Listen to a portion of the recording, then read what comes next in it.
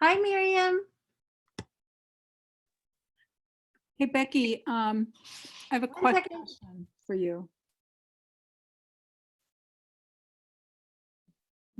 Some people around.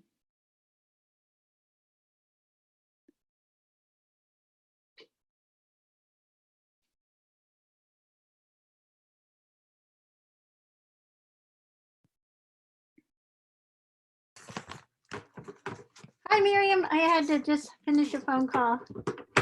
Do you And a know call from if- Penny Jacques. is the Concom have an item on the agenda tonight for appointments? They don't, it's not, yes, I have the information and the select board will be discussing your appointment. Okay, Penny got through, all right. okay? Great. So we'll probably, I think there's, let me just look at my agenda. Hi, Rita. Hey, how are you doing? Good. Good. Okay, so. Yeah, now that I gave up on everybody making appointments, we have a whole bundle of them. So it'll be added to the agenda. Okay, good. We'll be making a Concom appointment and some historical commission appointments tonight. And I have to make one more phone call, so I'm gonna jump off. And here comes Melissa. I'm Melissa.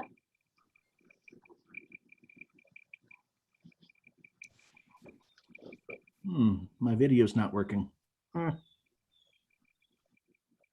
Miriam, how's your little granddaughter? Oh, she's amazing.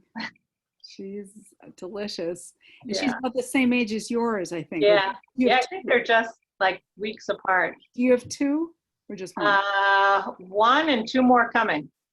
Oh my God, that's amazing. From both? Maggie's having one, having a baby at the beginning of January, and Peter and his wife Lo are Oh having my God, your cup runs over. 6 weeks later.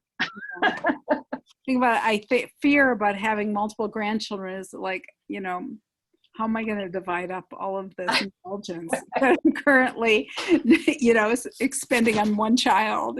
It's easy for us because Peter and Lo are in Minneapolis, so we just don't You don't see get them. to see them that much. Yeah, Yeah, Jeremiah and Anna live in Leverett. right. Yeah, you're really lucky. Yeah. Yeah, so Maggie's in South Hadley now, so that's Oh, that's good. really nice. Yeah, Oh, that'll be very good. She'll love having you around. yeah. Available.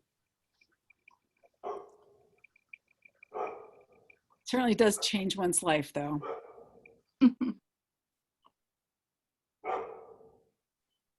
It does. So does nephews too. Yeah. Children in general. They do. Yeah. Yeah. I agree. All right. I'm looking for something I can't find in my email. I should have put a star on it. Boy, this is nice that folks are coming in early tonight Yeah. after our list. Can you hear me? Is that John? Yes. Yes, I think we can hear you. We can't I see think you. my laptop has decided on this exact moment to update my camera settings. Oh So no. I may be a black screen until such point. Okay. Thanks for You're letting us. showing up as a black screen, but not, yeah. I can hear your voice. And Melissa, you're showing up twice. Yes. Well, so my husband's using the laptop again. Oh, My new laptop with the camera. So I wish you guys could see this, but I have my old laptop with no camera and I have my cell phone hanging to the camera. you had all your bases covered, huh? I do. And I'm sitting on the floor because when I was up at the desk there, it didn't quite all balance out right. So Okay. Well, we trials. know if you fall over, you're not falling far. No, if I fall over, it's just, it's safe down here. You're just taking a nap. Right. Hopefully that won't be a problem tonight. Right. I ended up having coffee this afternoon.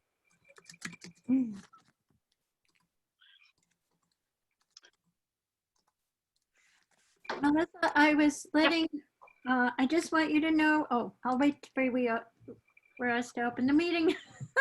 Okay, yeah, no, we still got a couple minutes. Yeah, I'll have some stuff under changes to the agenda. Okay, so I'll make sure we do that. Okay.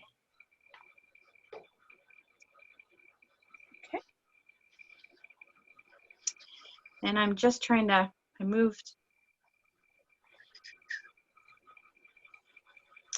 I organized my email a little differently and now I can't find what I'm looking for. And the packet just came through. I had, so it's new. Oh, okay. Okay, that's why I wasn't finding it.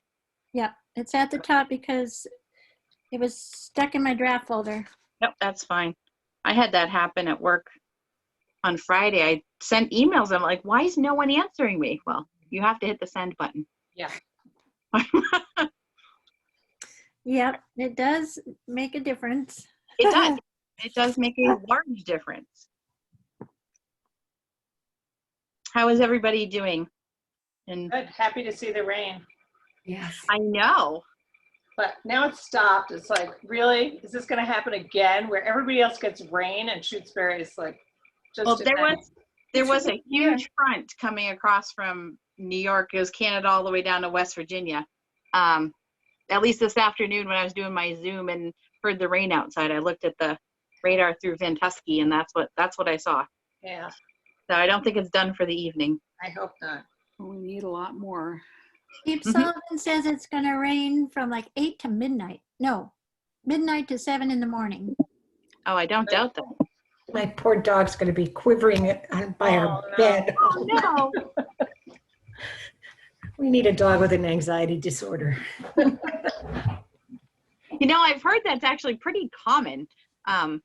There was a couple people were talking about it today at work. Well, on Zoom.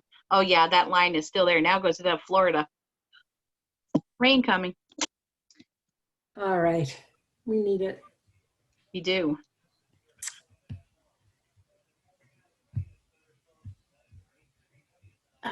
Let me open up.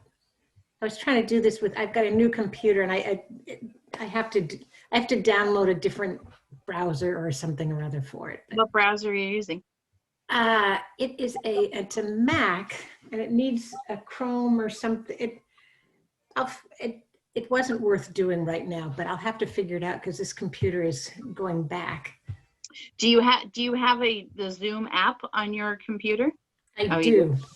It just wouldn't let me use the audio. Oh. I know.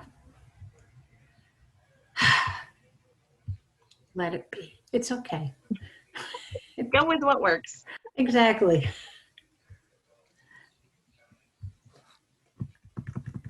What? I see that it's 5:30. Shall we call our meeting to order? Yes. Yes. Okay. Becky, you're all set? Yes, I have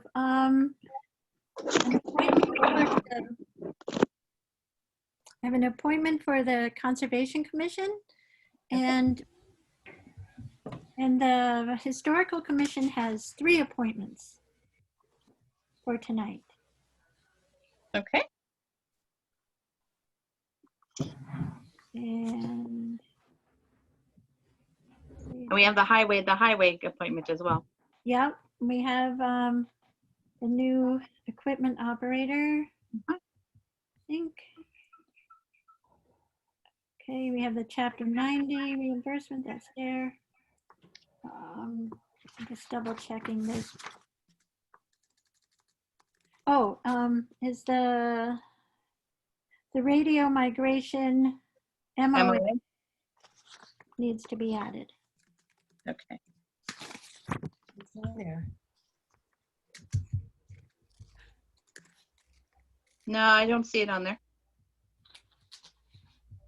It's not on there, It's not on there. Okay. It isn't, yep. so we need to add that. Okay. Anybody else have anything to review on the agenda? Rita or? No. No. I'm not sure if this comes in Becky's report, Okay. but I've spoken with Mary Ann about possibly doing a sort of like a informal welcome for Newtown residents. Anyway, we can talk about that later. It's not something we have to vote on, but just Okay. maybe when Becky does her report. It's a nice idea. Yeah, it We is have nice. so many new people in town, and before everything closes up again, something outside. Yeah, it's getting that feeling like it's going to, isn't it? Yes. I think we Yeah. have- Where are you guys gonna put the appointments in the agenda, just so I know whether to Um, on or come back? I don't know. If we do, when we do the maybe right after the public comment for the Concom and the historical, does that work for the other two? Rita, Yes. Becky? Yeah. Okay. Does that sound good? Okay, so if you don't mind hanging on a little bit. Yep. Okay. Great. All right. Well, I open it up to open public comment. Does anyone have open public comment? I do. John? First, a point of order. One of the things that my comments will entail is how do I get an agenda item onto a future select board meeting? Do I do that now, or the 7 o'clock agenda item about future action, future agendas? That's the future agenda items is usually the conversation that the select board has with the town Okay. administrator to make sure that the next agenda is lined up appropriately. Well, then I'm not going to read another tome tonight. Don't worry. I do have one up on my blog, however, which you can find at johnmontanari.com, where I summarize my 3 main points of opposition to the BLM banner on Town Hall. But I'd like to begin by quoting 2 passages I just found 45 minutes ago at the Massachusetts Open Meeting Law Guide, page 10. Meeting notice must be posted in a legible, easily understandable format, contain the date, time, and place of the meeting, and list all the topics that the chair reasonably anticipates 48 hours in advance will be discussed at the meeting. The list of topics must be sufficiently specific to reasonably inform the public of the issues to be discussed at the meeting. Then I'll skip ahead. If a discussion topic is proposed after a meeting notice is posted, and it was not reasonably anticipated by the chair more than 48 hours before the meeting, the public body should update its posting to provide the public with as much notice as possible of what subjects will be discussed during the meeting. Although a public body may consider a topic that was not listed in the meeting notice if it was not anticipated, the Attorney General strongly encourages public bodies to postpone discussion and action on topics that are controversial or may be of particular interest to the public if the topic was not listed in the meeting notice. Going back to the June 9th meeting where a citizen suggested the banner during public comment, the select board did later circle back to that and vote on it at that same meeting without providing proper notice to me and other citizens that this item, agenda item of interest was going to be discussed. Therefore, I could participate and advise others to do the same. So how do I put this? I think there should be a redo.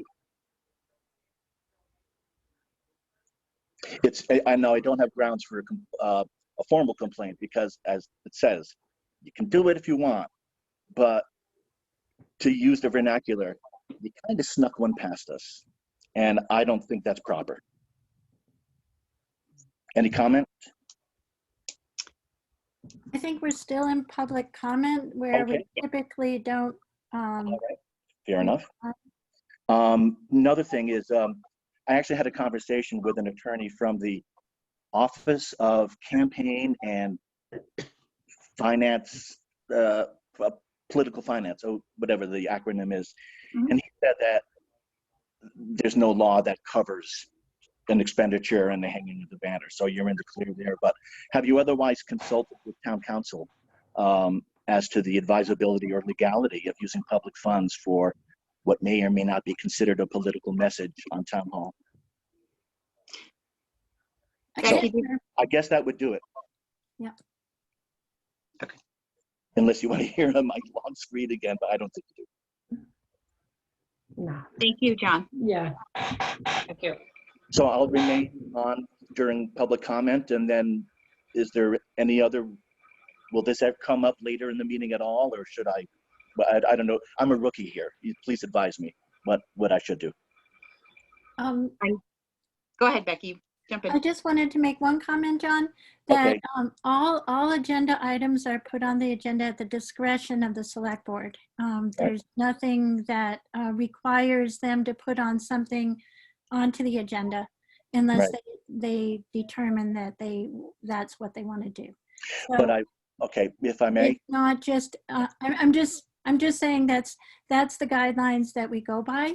okay, That doesn't mean that there won't be some other response from the select board or a letter written as soon as they have a chance to determine how they want to respond. okay.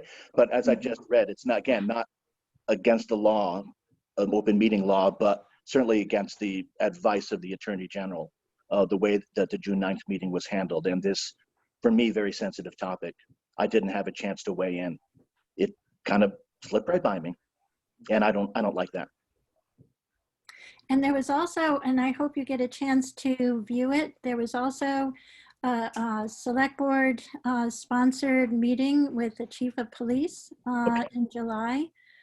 That was, I think we had almost 50 people at that event where some of the issues around it, well, the main topic was the police chief was answering questions about the police department. And I'm not sure if you were aware of that either, but I just wanted to let you know that that's available on the website, Okay, that you could still view that okay. and hear the discussion between the citizens and the police chief Okay. and the department. Well, I'll just leave you with this. I made 3 main points. And if I just can summarize them all in 1 or 2 sentences, the banner is contentious. It's controversial. It's, I think, divisive. And anything, in my opinion, take it or leave it as you will, that gets spent public money on and affixed to a public building should really be universal. Should really not have anybody or any significant, let me break off this comment and ask another question. Has there been any significant amount of feedback, negative or positive, from the public? I have had about 28 different people calls that I feel have talked to. Yes. Okay. So, against the banner. Well, my point is that this is an issue where the majority should not rule. Obviously, we take votes. The winner gets the office, wins the referendum, whatever. But so much of our First Amendment jurisprudence and our and law is about the majority not trampling on the rights of the minority. And I think, it might sound dramatic, but I think my rights are being disregarded by that banner because a majority disagrees with me, a majority of the select board in this case, and I resent that. And I don't want to perpetuate the comment, but I also just wanted to point out that we had, I haven't counted it. Hey guys, We had plenty, yes. I apologize. This is part of my role as the town administrator. We have slipped right into a discussion, and it should not be happening during public comment. You're right. Thank you. All right, I think I'm done. Thank you, John. Thank you, John. Thanks, John. Thank you. Slide this over. Is there anyone else who has public comment for the moment? You can raise your hand. I can see you. I know you. No? Okay. Welcome, Kevin. All right. So going on to, I said that the next thing we would do is the appointment for the Conservation Commission and then the Historical Commission. So why don't we do those now, if that's minimal to April and Rita? Oh, yeah. Yeah. Okay. I'm going to attempt to bring the names up on my screen. Becky, do you have them right handy? I Make do. sure we have them correct. Okay. And I'm afraid Miriam has to stay for both because she's on both lists. Okay. The first on the Historical Commission, since they've been working on this for a couple months, they voted to recommend John Walter, Greg Colton, and Miriam DeFont for 3 historical commission positions. Do I hear a motion to appoint those 3 to the Historical Commission? So Yes. moved. And I will second that. And do we have any questions or comments before we vote? That looks like a good slate. It does look like a good slate. Does. Great. It's great to have all that interest. Linda, you have a hand up? Yeah, I just want to note the terms. So there is a vacancy that term ends on 2022. Chris Danta's position ends on 2022, and Craig Pepin 2023. Okay, Craig Pepin, We have to, So, right, so you need to accept their Chris Danta and Craig Pepin's resignations. first. Okay. So, So I will, And then fill those, each of stay those with the seats, 3. please, if you would. So we So have to let's go identify through the person that's filling each of those slots. Is that? Yes, Yes. okay, please. So I make a motion that we accept the resignations of Chris Danta and is it Greg Pippin? Craig, yeah. I will second that. Okay. Any comments or discussion? No? Linda, you'll have letters for us to sign? To thank them? I will, I'll put them, they're not ready yet, but when they are, I'll let you know and put them in your, in Box. box. Yes, Perfect. thank you. All in favor? Farrell, I. Stein, aye. Make peace O'Neill, aye. Okay, now we have to put different people into those slots. Is that Yes. okay? Yes, please, yeah. Was there any discussion with the historical commission about who was taking up which slot for those? Just, Janice's email asked that they be appointed in this order: John Walter, Greg Calton, and Miriam DeFont. Okay, So you have a 2023 and 2 2022 spots. If And that's so John Walter is the 23? it's not specific in the email who goes No. where. no, just I have to It ask doesn't you to do matter. that for You could me. just, you could do it in the order that it was written down.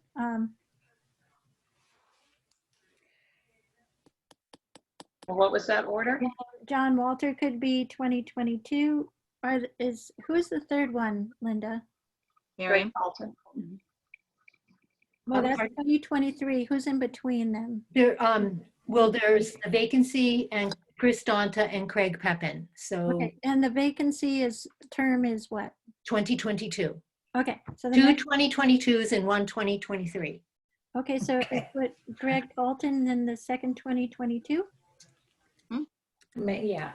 And And Miriam then in the 2020. Miriam in the 2023. Is that okay with you, Miriam? So I move that we go with that Order? No, order. assignment. Okay. And I will second that. Okay. Any comments or questions? No? All in favor?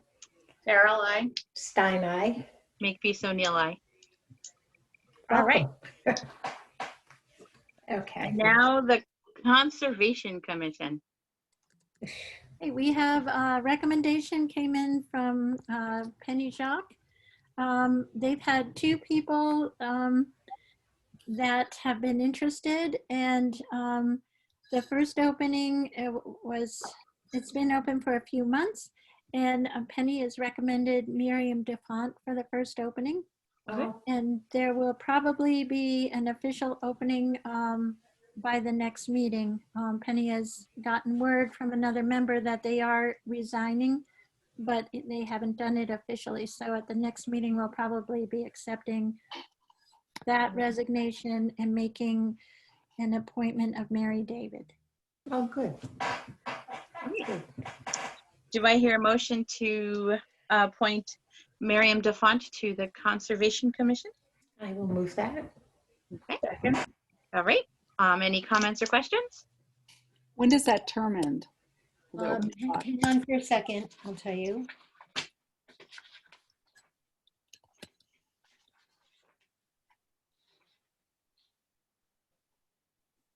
This one ends 2022. It's still okay, Miriam? You're Just checking. You were here, so we wanted to check. All in favor? Carol, I. Stein, aye. Makepeace O'Neill, aye. All right. You are one busy Congratulations, person. Miriam. Congratulations. Miriam. Thank you, everybody. Appreciate it. I'm going to sign Thank off. you. Okay. Bye-bye. Bye-bye. All right. Now we're on to, hold on. The means tested real estate property tax exemption proposal. Kevin, I think this is you. Are we doing the town common deed first or no? Oh, did I skip something? I might have skipped something. There, I Oh, can do yes, it I in did. about- I'm sorry. I can do it in 2 minutes. Okay. Okay, go ahead. I'm sorry. So the reason we're looking into the town common deed is the church has made a request to add a handicap ramp to the back of the church and install 2 handicap accessible parking spots. So I'm very unfamiliar with all the rules and regulations around the town common. So I called Donna. That we have she has real concerns about this. There are very strict rules about any construction on a town common. It is considered a park that is to remain open. So the encroachment of the parking spots and the ramp onto the property has to be figured out and could require a home rule petition to do it. So this is what I've read so far is very fascinating, but didn't really tell me much. It's all about who gave, how much things sold for, and town common was like $50 or something, and no, $20. It was for the consideration of $20, the property was transferred. But it doesn't specify the fact that it's the bounds of the building. It does talk about the building, but I could not figure that piece out. So it's going to take some more work. I received these documents. The assessor's department, Leslie dug them out for me. It was very helpful. The map itself, the drawing is not, it's a drawing owned by Julie Taylor. It's not a town document, but it's the most recent one that Leslie had. So I'll be looking into the other specific deeds involved in the property and coming back to you about whether we can help facilitate the church building their handicap. Becky, my understanding is, and this is just something I asked Michael about, I'm not sure why he knew this, but his understanding is that the church property lines, what the church owns is simply from like the drip line of the building, so that there's no, they don't own, so I assume everything surrounding the church, you step 1 foot out from the church, is part of the town common. So Correct. it's just the building. So That it's is really about whether or not the town common land could be used for And that's where Donna directed me to very strict town common regulations. It's not, it's not a piece of property that we can sell or barter, Right. barter like we might be able to do with other property. we'd have to be giving them some sort of easement, I assume. I'm not sure. I don't believe easements are allowed from what Donna said. Oh, okay, so you couldn't even give them an easement. So, once I get something, some clear language on the deed, I'll take that back to Donna. But she was not very optimistic. It sounded like a puzzle, unless we could be missing a very big piece of the puzzle. So, we'll find out. But And there's no way they could creatively, I can't picture the building, build some kind of a handicap accessible ramp within the confines. It's just, that's impossible? well, they had talked about putting in an elevator. Yeah. Yes. That was going to be on the inside. And when I brought that up, with a similar thought you had when talking to the pastor, he said, in their more recent consultations, they have learned that the elevator would have undermined all it's structurally, and the steeple likely would have collapsed. Oh, God. So they're kind of not pushing that idea anymore. So then they were thinking about an elevator, a lift on the outside of the building. But then again, we go back to that same problem. Yeah. They're outside of the footprint of the existing building. Yeah. Right. So hopefully we'll figure out what the missing piece is. But right now it's it's on our radar. And the church is in need of a handicapped access. So Yeah. So hopefully we'll figure it out soon. That's all I have. Okay, thank you. Thank you. More to come. For- Maybe enough. Maybe we put review of town common deed or project on the agenda next time. Yep. Kind of ongoing, I guess, Mm. as a placeholder or marker. Okay, now we can do the means tested real estate property. I'm sorry. Kevin, this is so intriguing. Well, I'd like to actually apologize because after I gave that to Becky, I had another conversation with the assessor in Hopkinton, and consider that as preliminary info with a lot more to come Mhm. on the rules and regs. But let me just briefly give you the genesis of this. This is actually something that, as a member of the Board of Assessors in the town of Mendon, where my full-time house is,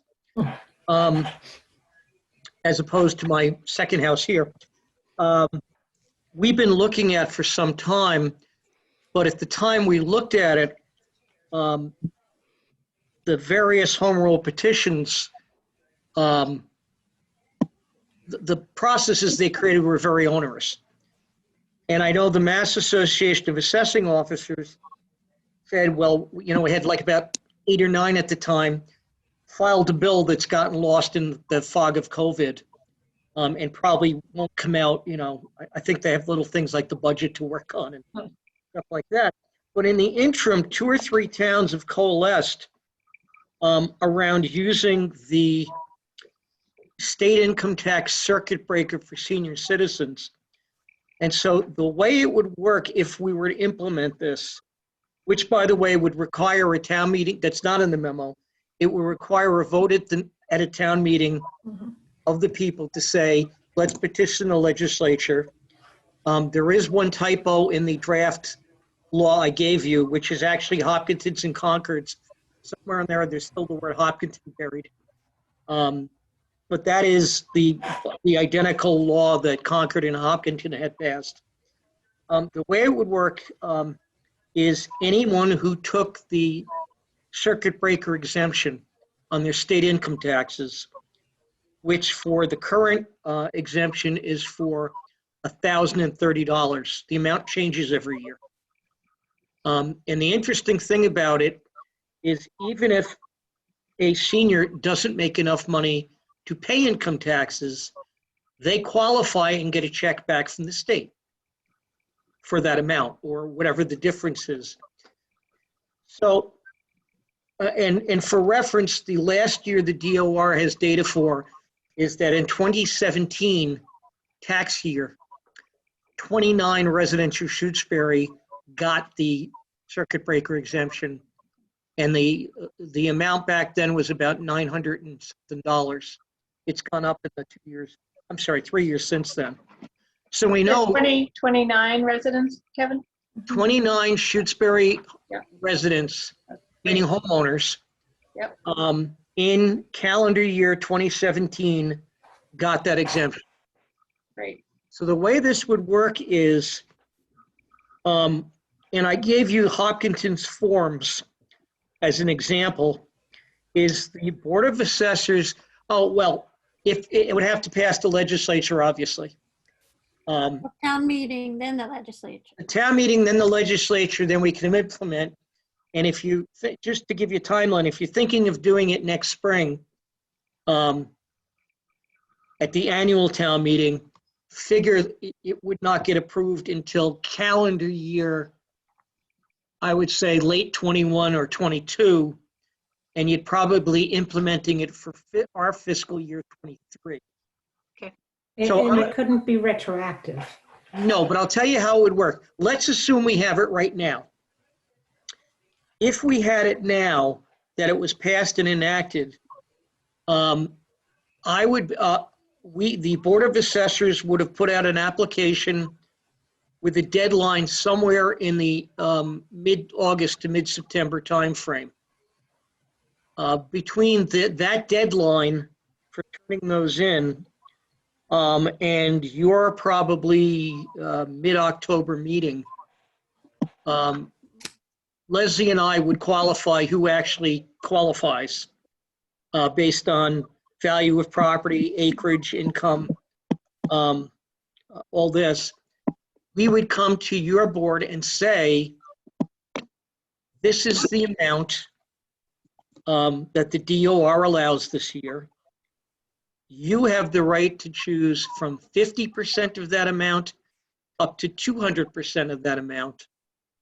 And we would tell you, based on the exemption amount and the number of people qualified to get it, we would give you the range. This would happen every year. That says at 50%, it would cost this much money. You know, at 75%, at 100, whatever, would give you the spectrum of costs. And you would then vote and say, well, let's say this is the first year, and you say, let's try it at 100% and see how it works.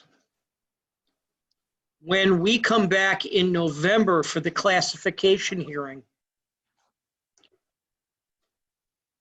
you would still have one tax rate for all classes of property. However, the money involved goes only against residential property owners. So the residential tax rate would actually vary by a couple of cents above the rest of the commercial, industrial, personal, because what you're doing is the cost of the program of giving these exemptions is being borne by all the residential taxpayers in town, but not the commercial, industrial, personal property. And commercial, there are 3. Industrial, there's 1, but that's a pilot. So you're really, and then personal property, there's people like the second homeowners on the lake and the few home-based businesses we have.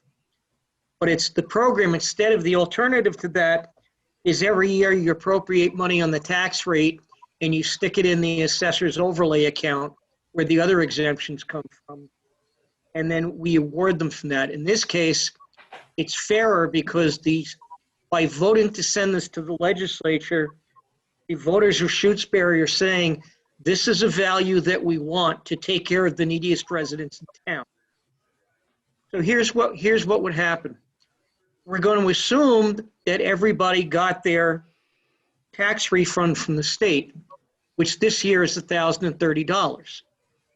Now, they don't have to use that to pay their tax bill, but technically they have $1,030.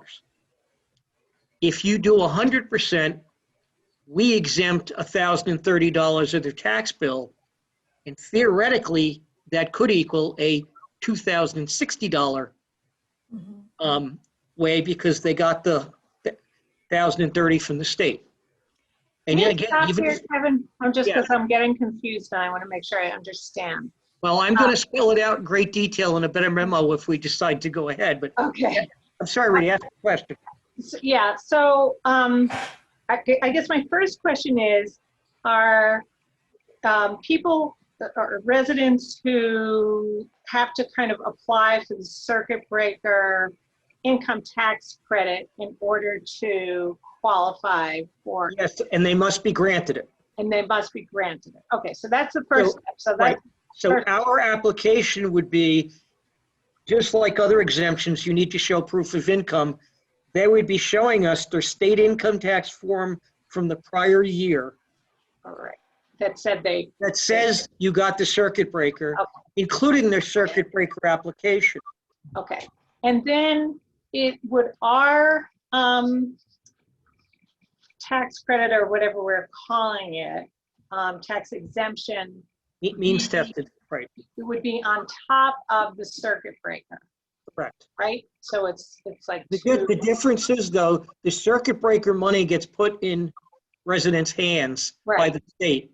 right, Our exemption just comes off lowers, the property tax. they'd get a normal bill, we'd grant the exemption, just like if you qualify for one as a veteran or whatever, and then their property tax bill would be reduced by that amount.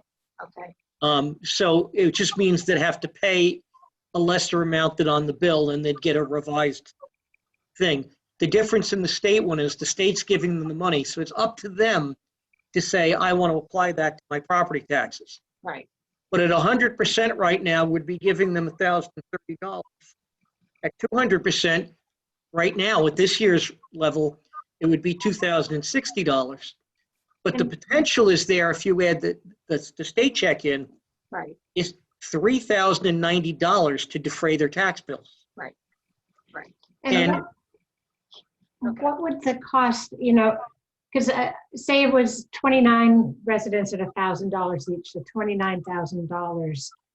So how much would that be for the average homeowner, an increase? 'Cause I think It would vary, but I can tell you in Hopkinton, the homeowners each paid $35 a year more to carry the program for 20, I don't remember, it's in that memo how many people they had. Hold on a minute. I gotta be able to read my handwriting, I can tell you. 35 residents, it cost them $35, a residential taxpayer, to give this at 200% to 35 residents. what I love about this, among many levels, but it has come up, townspeople are often coming up and talking about how can we help, our neighbors who can't afford, and how do we get something taken off our tax rate? In April, if I can interrupt for a second, the good news is by filing for the circuit breaker, they've self-identified as the neediest residents in town, Exactly. because we know we're reaching everybody with the exemptions that we can offer now. We know we're reaching the people with them. Mhm. The people we can't reach are people who don't qualify for those exemptions. But this is a way of basically self-identifying. The state doesn't tell us, by the way, who's getting it. But we could say, you're all eligible if you applied for this. So it's a twofold thing. It's one is, are you all applying for circuit breaker to make sure you're eligible? And if you get circuit breaker, then please come see the assessor's office, because you're now eligible for another whatever percentage you decide on. So I'm sorry to interrupt you, but I wanted to stress that. Yeah. But it also, in my view, it's a value statement by the voters. Now, I've been at 2 town meetings so far, and I've heard people saying, we're hurting people, we're hurting people. This becomes the value statement that says, we want this legislation, and we're helping those people, and everybody shares in doing it. And it's just for 70 and over, is that correct? 65? 65 and over, 65 and over. who meet the state's criteria to get it. And then there's also, what I have not given you that I since learned, is we have to look at the assessed value of their property cannot exceed so much. And in the state rules, we have to put everybody down to 1 acre of property. So if we have somebody who has 15 acres that they've had for a long time, and we know what the assessment is, the assessor's office then has to calculate, take the other 14 acres out of the factor and see what their assessment is then. But I can tell you they pretty much qualify. And Kevin, didn't you say that it goes up to $600,000 house value or 800,000? I believe right now it's 800, the DOR top limit is 800,000. We don't have, I believe, people in $800,000 houses. Maybe one. I don't think they qualify for circuit breaker though. I don't think they do, no. But in any event, that would rule them out. There's also an asset limit, but it's much, much higher than the other exemptions. I believe it's 250,000 right now. Yeah, So for the you're 10-year. in assets that are not liquid. Because obviously you wouldn't get the circuit breaker if you had, $250,000 in the bank cash. But I liked the plan after, and by the way, if you can see this, these are all the towns that have it that I researched and looked at. There's 12 towns right now, and that looked like the best of any of them. In fact, I'm going back to Mendon. We have a meeting of a tax relief committee, which is a volunteer fund that, quite honestly, nobody puts money in, to recommend we go for the exact same thing, because we've been looking at it for 5 years there. So it's very easy. I think I said in the memo, I was looking for something that's easy to apply for, easy to administer, and does not put a cost burden on the majority of people. And, for all the people I've heard say we're hurting the most vulnerable, it's okay. So this is going to cost you $30 this year or $40 this year to take care of it. Mhm. And we'll be able to give those numbers out every year at the classification hearing. And so people know what it will cost them for, the average taxpayer, it's going to cost you $30 this year to take care of these people. And we'll know the number of people. And if it's 20 people or 30 people or 5 people, we can say you're helping the 5 people in the community that need this. And if you look at our average tax bill of somewhere in the 4,000 or 5,000 range, and I'm going to count the state check, and if you give 200%, you're knocking 3/5 of that bill out. Or in the case of a $4,000 a year tax bill, you're knocking 75% of the bill down right there. That's helping people. So it's really pinpointing the need instead of $200 tax break spread amongst everyone. It's really targeting a discrete group of people. And the state is setting the amount every year Mhm. as to what the circuit breaker is based on the economy and things like that. And then your board decides every year what percentage on a sliding scale from 50% of that credit all the way up to 200%. So the voters get to say, let's go for this. And then your board every year sets the percentage. And the percentage is the percentage of Of that credit. State, So if the- of what the Right, state so- credit limit is. Right, so the state says 1,030. Yeah. If you say 50%, you've just set it at $515 a person. Yeah. You say 200%, it's $22,060. Yeah, It's so in it's your not an board's hand. arbitrary, yeah, I mean, that makes a lot of sense to kind of use Right. that as a benchmark for. And how the people- other thing is it does not hurt the 2.5 cap, because the only other way to do it is to appropriate that amount every year into the overlay. Yeah. Which means you'd have to know the amount, either the annual or special, and guesstimate. Now, Hopkinton's going into its second year, and what the assessor told me today was they didn't know how many people the first year, so it was a guesstimate. Based on their 35, they're looking for 35 applications this year. It may be a little less if somebody's passed away or moved. It could be more if more people qualify. But he said that over time, you get in the groove of it. It's like, let's say this is the third year and you go, okay, Kevin, what are the costs for the 50%, 75, 100, 150, 200? We give them to you. But you're not having to appropriate that and put it in overlay. The other residential taxpayers and the people getting it, by the way, are all sharing and paying it.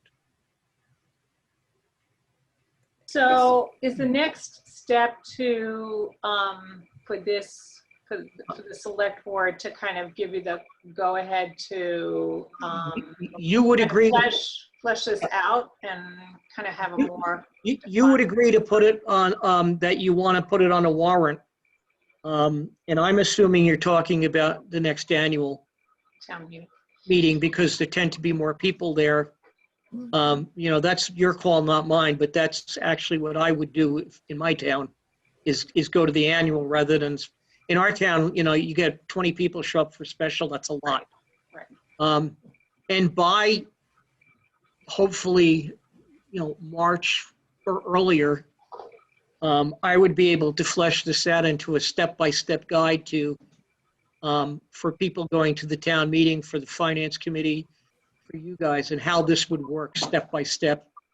You know, what comes first and when in the calendar year, as well as what the guidelines are in terms of income, what's excluded, and give a couple of examples.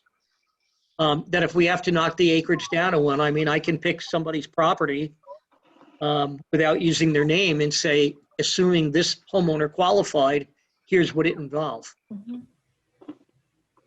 So I want to make a suggestion, if that's okay, Melissa, and Go for that it. is that we don't, I mean, I think this is great, and I think it makes a lot of sense, but I don't want to vote on doing something until we have a better sense of the guideline, like we get some draft guidelines, because I think it just, I don't want to wait until March, or, you know, I think the work should, if you're willing, Kevin, to put some of that work in now, then the board, this board could say, yes, we are proposing this, subject to then discussion with the finance committee, you know, that it might get refined before an article is, or the home rule petition is drafted and goes to town meeting. I have no problem with that, Rita, and it makes eminent sense because I'm asking you, what I'm giving you is 75% of it and saying, Yeah. trust me to flesh out the other 25 and hope you'll like it. But it's to show you the progress of where we are now. Yeah, I mean, conceptually, I think it's great. I you know, I'm 100% support.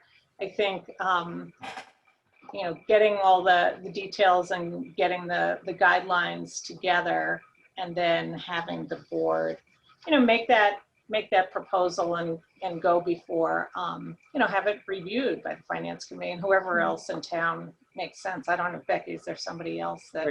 Right. And I would also say that as much as I'd like to say I can turn it around in a couple of weeks, what I would suggest is, I know I have time here and there to do it. Yeah. But given the fact that we're going into I have 2 critical times of the year, and one is June 30th when you get all the new growth has to be done. And the other, quite frankly, is already started and goes through the classification hearing and filing papers. I would say if you let me get it to you by mid-December, I might have it done sooner. Yeah. No, That that's- allows me to focus on what I'm focusing on. And right now, as Becky knows, I'm working to finalize the valuations. I'm also working on, we did a real thorough evaluation of all personal property this year, and that's just coming to fruition as to what's missing from it or what we need to add next year. So there's a lot of work that's going to be going on between now and when I contact Becky and ask to get on your agenda for the classification hearing. And I think that takes precedence over anything. Absolutely. And Becky, go ahead. I was thinking that it would be good if Kevin would also review this with the finance committee, so they would have a sense of what is, you know, what you're looking at their next meeting. And then Kevin is going to be straight out on those other items, like he said. Well, also, Becky, the Board of Assessors hasn't seen it either. They're going to get a preview tomorrow night. Right. And At our meeting. So what I would do is like to give everybody time for feedback, and that, you know, then I can incorporate the feedback as, you know, slots open up where I'm not crunching final numbers. But, you know, we're actually already submitted one of the first of the many forms that have to go in to set the tax rate, and more to go in hopefully this week and next week. So, I mean, I'm in that, what I call the crunch period of the year where, you know, other than June 30th. So is mid-December realistic for you? Oh, very realistic. Okay. I actually put this together for Becky in about 48 hours. Bear in mind, though, I was already researching it in prior years, so it's not like I started from scratch. She mentioned to me that it was brought up, and I sort of took my knowledge base, refreshed it, and went from there. And I'm very fortunate that the assessor in Hopkinton, one, it's very close to where I live, but two, is a teacher and mentor of mine, and three, is currently the president of the Assessors Association. And this is one of his priorities, that he'd like to get more towns doing this. I will tell you, Hopkinton, being a much wealthier and bigger town, actually prepared something that we don't have the resources to do. They have about 100-page PDF book put out by the assessors in the senior center and the select board that lists everything seniors qualify for. Wow. But I'm in the firm believing of what we now call repurposing content, which is a nicer word than saying appropriating, offering, or copying. At some point, I'm looking in their book to see how we can beef up what we do for information. But again, I got to get through the tax setting season. Yeah. It's on my list along with other things. This, I'd like to take the preliminary, as Becky said, to the finance committee and say, guys, tell me what you think of the concept, and we'll be refining it by the end of the calendar year. And if you have comments now, get them back to me, and then we'll come back with something final. But it looks like the right approach to me, and I'm sensing agreement from some of you on it that you like the concept. So, I do like the concept very much. Yes. and again, easiest to apply for, easiest to administer, easiest to understand and pay for. That's what I looked for, and this meets that criteria. Because I don't want to add another 10, 15 hours a year of work over a 2-month period to do this every year. And I did run the math on it, and if we just did the $1,000 for 29 people, 29,000 comes out at $32.50 per household. So that's gives you a sense of the range. If we went to the maximum, currently it might go to $65. But just to give you a sense of it. And bear in mind, though, Becky, I expect the tax rate to be dropping this year, not just due to the free cash, but due to increased values. Yep. So And that's just. I wish I could tell you. ballpark estimate. Yeah, I wish I could tell you where we're going on that. It's just maybe another week. We But want to know, Kevin. as soon as I know, you'll know, because Becky will tell you I'll be running down the hallway screaming. So the initial indication is we are dealing with the calendar year 2019 real estate market is what goes into setting the fiscal 21 tax rate. Yeah. And the indications are that sales were really good in 19, they're better in 20, that the valuations are going up. I can't tell you how much or what the impact is on the town. Yeah. We're crunching the numbers right now and going back and forth with a consultant to make sure everything's been done right. And I'm hoping next week, I really am. All I can say is I expect, in addition to new growth, that values across the town will be going up slightly, not a lot. But I will say fiscal 22, which relies on calendar year 20 sales, will go up more. Yeah. So, and Wild as you know, times out there. and as you know, when values go up, the rate drops, Right. unless spending also dramatically increases. But this year you applied the free cash, so we have a double effect. Yeah. Speaking of that, if I could ask your permission, since I believe it's your board rules on this, I would like to make sure when the December tax bills go out, that a notice goes in reminding people it reflects a 1 year only tax rate reduction due to the free cash. Because, and then I'd like to put it again when the last quarter bills go out, or the first quarter of fiscal 22, so people don't all call screaming, why is it going back up? If I that's think okay with you. I think I'd that's like a to- good idea. Good idea, Karen. Good idea. I think Yes. it's a good idea. And Ellen told me she has no problem stuffing it, but I have to make them, type them, and cut them up for her. But I need your permission to do that. I think that's a good idea. Yes. So should we vote on that or just an agreement? I would like you to. Okay, so Okay, do I hear a motion that we put a stuffer in with the next two tax bills for the, just a warning about the first year or 1 year tax reduction? so moved. Second, Okay, Did we Any use the further word I'm sorry, did we use the word reminder rather than warning?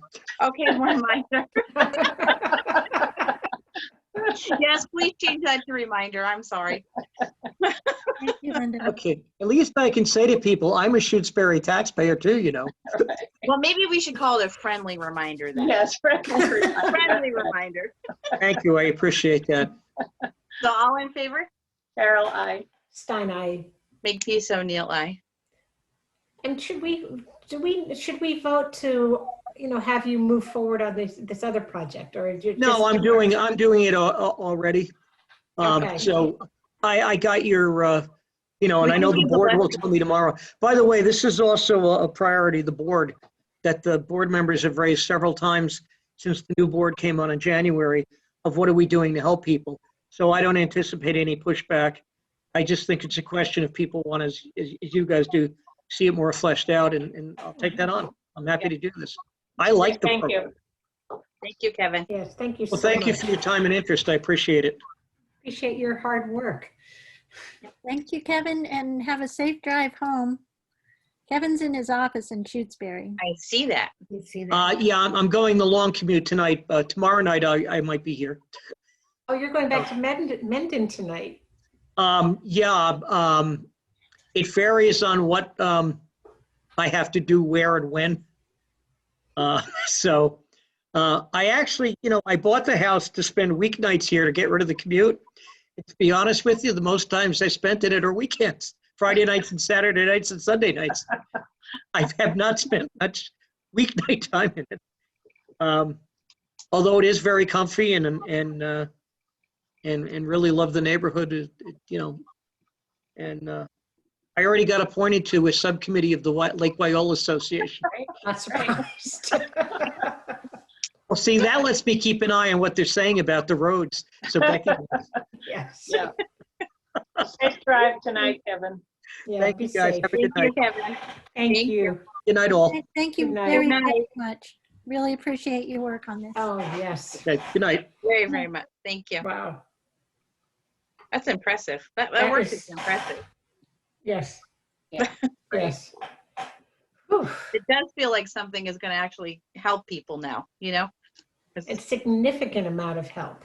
It's sort of pinpointing where this is laser surgery. it is, yeah. Yeah. Right. You're not going in with a machete. You're going in with a scalpel, and you're definitely carving it out. So good. I'm glad. That feels good. That feels really good. It does. Okay. The select board article for the new town newsletter. Yeah, did that not get sent around to be edited by people? Yeah, I just had one comment. I think I sent the edit to you, Becky. It was just ongoing in that second to the last paragraph. Yep. Right here. Because it was due on Friday. Oh, my goodness. Well, I sent it to Janice Oh, good. with the caveat that changes were being made before it goes to the printer. And I Okay. won't tell you that she's actually on the Cape right now. So hopefully she's not doing Actually, a I lot think of she's in Rockport. Rockport, That's Okay. where she is. but she's on vacation. That's right. Thank God. Yeah. And let me double check where I got Rita's comment. It was very minor. It was just one. Is slight- that this is an ongoing project, not an on project. It's an odd project. April, thank you so much for Yes, thank you for that. doing it, April. It's appreciative. Well, Very appreciative. I'm never sure if I'm taking it in the right direction or not, but it's sort of fun for me to reflect on, what we've done and looking at the past minutes and just the brilliance of how well they're put together and reflecting on what we've done. Whew, A lot. a lot. A lot. We ain't done yet. Mm-mm. And that's just for that quarter. That's not done for, we're not done. You're right. We're not even halfway through yet. That's right. Not even halfway. I know, but I'll have more time. I'm retired. My last day of work is Friday. Really? Congratulations. Well, that's funny. My Friday is my 20th anniversary at Amherst College. Wow. Wow. I've been there that long? Yep. Oh my God. I was 24 when I started. Whoa. Yep. And I just finished 3 years in the president's office. So the first 17 was in admission, and then the last 3 has been in the president's office. So when do you become president? That's the question. She doesn't want that headache. I don't know. I am amazed at the work she does at the college. Yeah. And she Yeah. does it so well. But it's, it's not easy for her to do. I mean, she does make it look easy. I will fully admit she does. Oh, She she's makes got it good look staff. effortless and graceful, but oh man. Talk about a lot of bosses. Yeah. Oh, Right. So Trustees. Yeah. Stay tuned for updates in the news. Who knows what might happen. I know. Boy. Especially with all the virus load now at UMass. Yeah, Yeah, it's a little alarming. slightly. Although all related to a particular event, so it may Yes. be able to be contained. Those children. Okay. Yeah. Yeah, well, they're just hormonally driven people. Yes. Okay. All right. So the appointment of the highway equipment operator. Okay, so Who is it? his name is David Grenier. That name sounds familiar. He has moved back to Orange, No. right on the New Salem line. He's maybe 50 or younger. Maybe if I saw him, but the name does sound familiar. Yeah, there's a lot of Greniers in Holyoke I worked with in the past. There's Grenier someone, Photography and someone named Grenier used to own the house I live in. oh, Maybe that's why you think Melissa. Was it Gloria Grenier? I think so. Oh, my Yeah. God. My mom, she was my grandmother's friend for many, many, many years. She always came up and did, once she moved to Colonial Village, she'd come up and spend holidays with us. nice. And, yep, until she passed away 2 years ago, a year and a half ago. Hmm. So is this a full-time position, Becky? Take care. Is it a full-time? Yes, sorry. And but it's gonna get a little tricky. We had the whole last year, money went back to free cash because Rob never came back and that spot was empty. We did bring in Will. We've had Chuck Moore as a part-timer for years, and now we brought in Will. But it looks like we're just trying to figure out how to make the highway department work the best with a third full-timer and the part-time talent that we have, and try to stay in budget. We might have some issues about being within the budget, but the other two positions are both flexible at this point. So we'll work it through. We might be in a situation where we would want to lobby for a little more in the budget just to maintain some of the wonderful things that Will is doing with the grading and other work. And Chuck has always been the third or fourth person doing snow plowing. And hopefully he can continue doing that.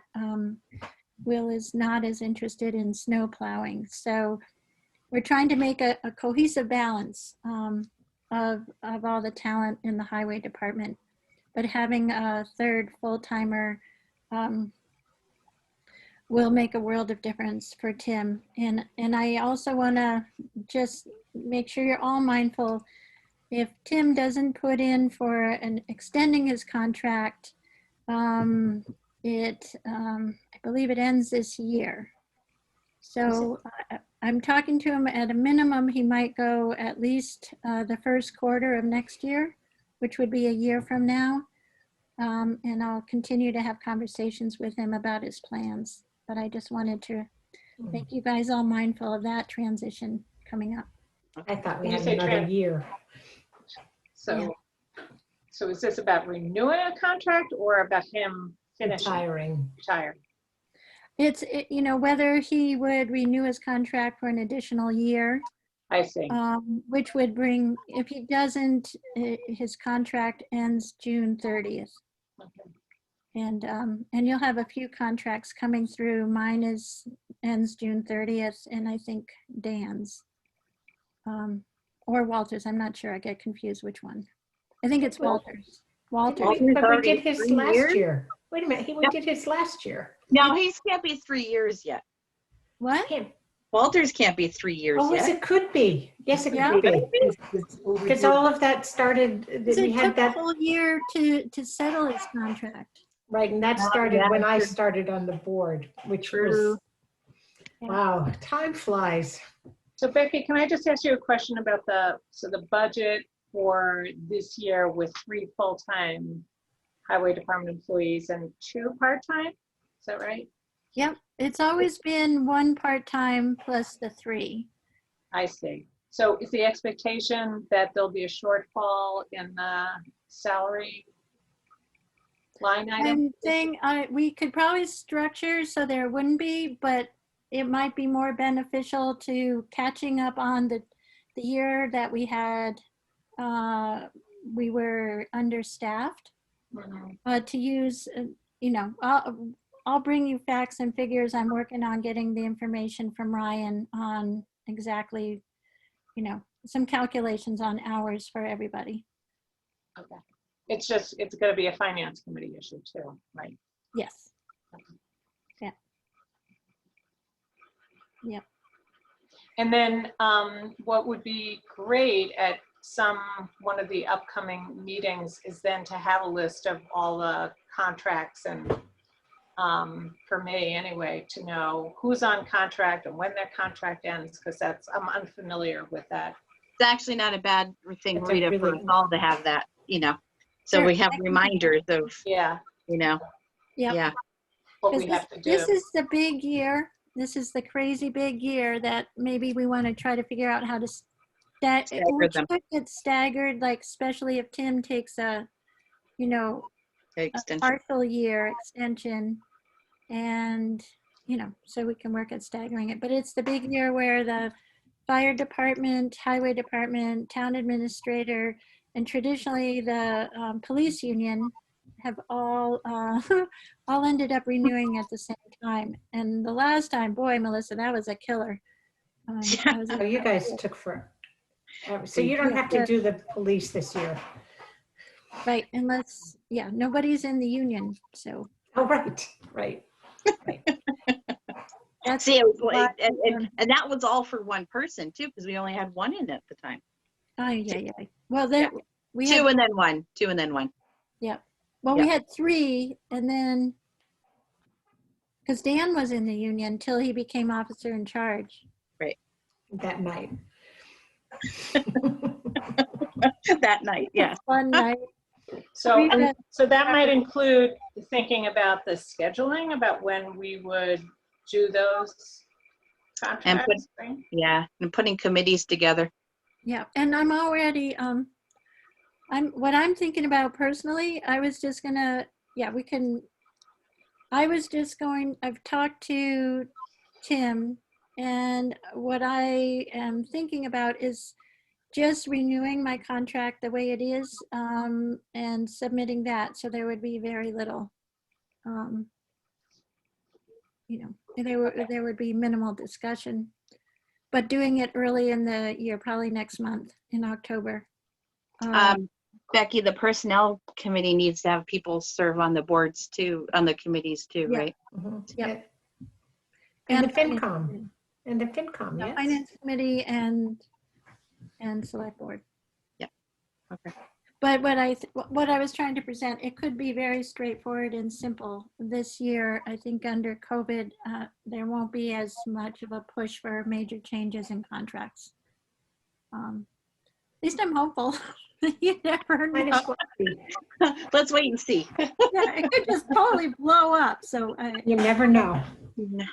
So I'll make sure the personnel committee meets in the next few weeks and start scheduling contract meetings. Do we need any more members to the personnel board with Anna gone?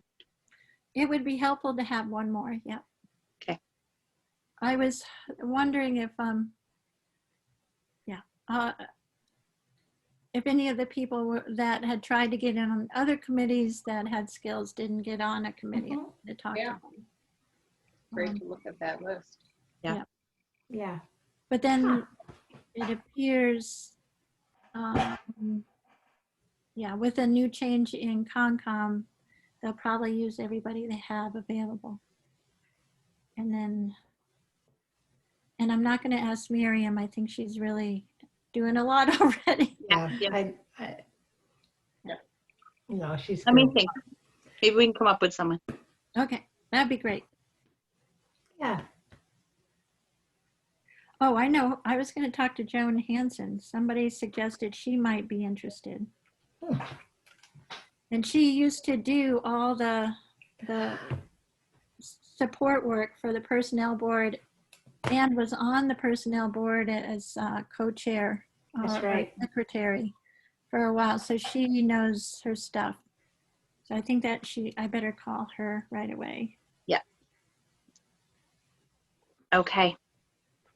Shall we appoint Mr. I didn't catch his first name, David Grenier? Got it. Okay. Do I hear a motion to appoint David Grenier? So moved. And I'll second. Okay. Any further discussion? All in favor? Carol, I. Stein, aye. Makepeace O'Neill, aye. Okay. Awesome. Yeah, I hope it all works out. Yeah, I think you can. It's nice to know that for winter time, I know one wasn't hep on the plowing, but the fact that you have the 3 full-timers now, you know. Yeah, and Yeah. and having Chuck too, it's Yeah. always been, he usually does the town hall. So he's the most important one in my book. Right. If I can get there. Good. What about chapter, oh my God, we're almost on time. Chapter 90 money, municipal bridge, I'm sorry. Okay, so I apologize, I don't have all the forms filled out, but it turns out I have to do a chapter 90 request to get funding of the engineering money for the municipal bridge project Mhm. Yeah. on Culvert. And Yeah. it's pretty straightforward. We've spent $44,305.50 by June 30th, and that's the money that I need to, and I'll say it again, Linda, Thank you. it's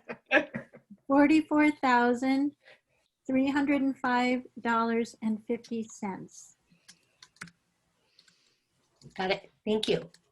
And this grant, it works like a Chapter 90 grant. It's reimbursable. So if I need to submit about 7 forms that just repeat all the information about the contract with the bridge and the dollars. Mhm. Yeah, like similar to the Chapter 90 request you had last meeting Mhm. that's been made. Again, I'm sorry I don't have it in the final form tonight, but I'm going to ask you to vote to approve it. If you'll remember, the grant was for $500,000. Mhm. Estimate for the engineering was about 150 with the hopes of coming in under. And we've spent to date about $100,000. And I will be giving an update on the project in the next section. Okay. Okay.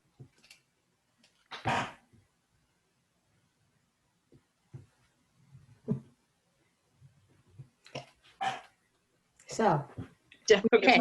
make a motion. Make a motion. I'm sorry. I was waiting to hear one, but make a motion, April.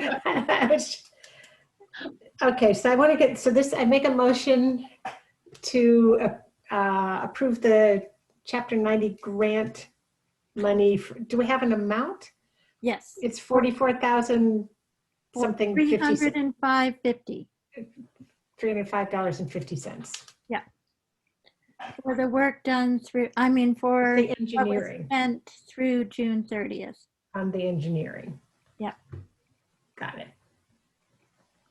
Okay, I made that motion. So moved. Oh, it's a second.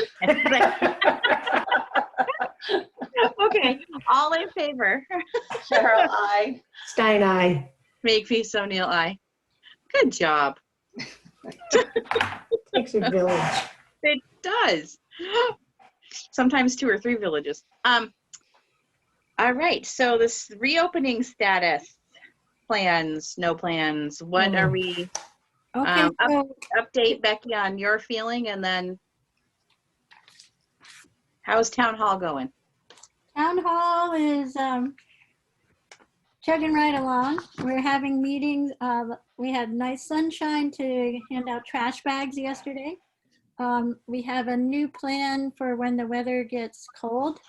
We're thinking that we're gonna do the trash bag distribution from the senior lounge and open a window like a soft serve dairy. That's a great idea. When people come up. Like a drive-by? Yeah, drive by or come in and park, you know, and stick to our Mondays, 3:30 to 5 and utilize that indoor space. Is our That's a plan. great idea. Yeah, that was Grace's idea. It's like, that's great.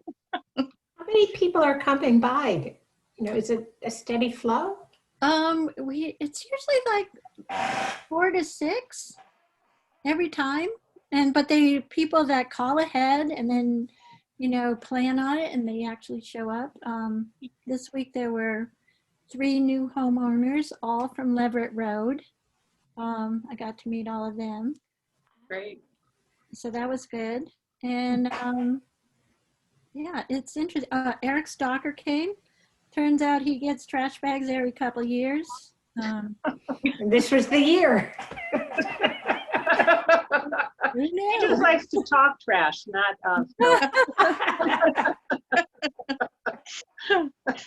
That's very true. So that's the one new change. The other exciting thing is today I got the low bid and the most sufficient ERV with the energy recycling ventilation unit for the